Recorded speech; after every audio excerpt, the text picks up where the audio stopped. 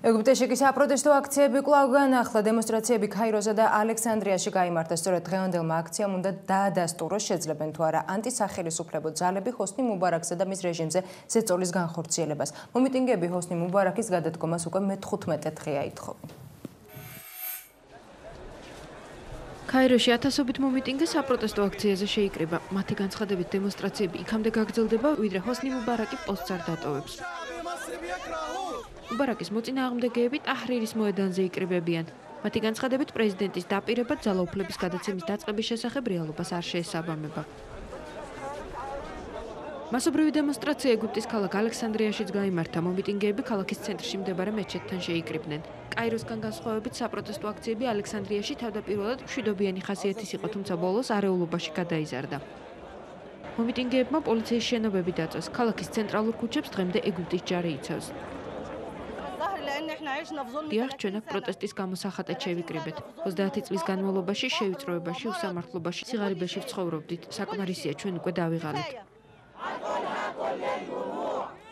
მომიტინგეებს ნაცისტურ უნიფორმაში ჩაცმული ჰოსნი მუბარაკის პლაკატები ეჭირათ.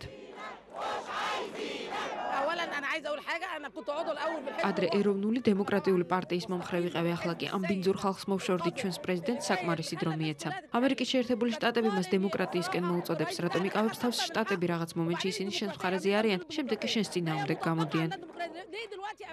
ეგვიპტის პრეზიდენტმა ჰოსნი მუბარაკმა ძალაუფლების მშვიდობიანი გადაცემის გეგმის შემუშავების განკარგულება გასცა. ამის შესახებ ეგვიპტის ვიცე-პრეზიდენტმა ომარ სულეიმანმა განაცხადა. მუბარაკის განკარგულებით შეიქმნება საკონსტიტუციო კომისია, რომელიც კონსტიტუციაში შესატანცვლებებსა და საკანონმდებლო რეფორმების მომზადებაზე იმუშავებს.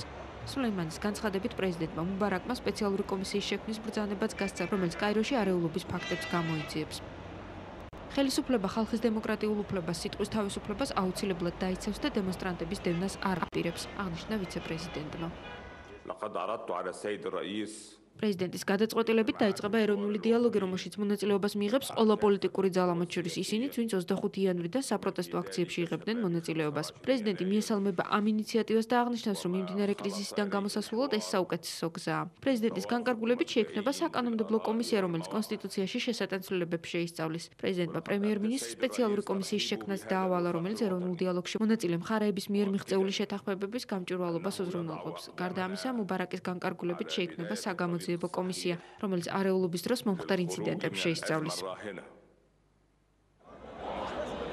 უპრეცედენტო საპროტესტო აქციების შემდეგ ჰოსნი მუბარაკმა გასულ თვეს მინისტრთა კაბინეტი განაახლა და მეწარმეების დაფინანსების გაგრძელებაც დაავალა. ეს საკითხი ეგვიპტელი ხალხისთვის მტკივნეულია, რადგან ქვეყანაში მოსახლეობის უმეტესობა სუბსიდირებული საკვები პროდუქტების იმედით ცხოვრობს.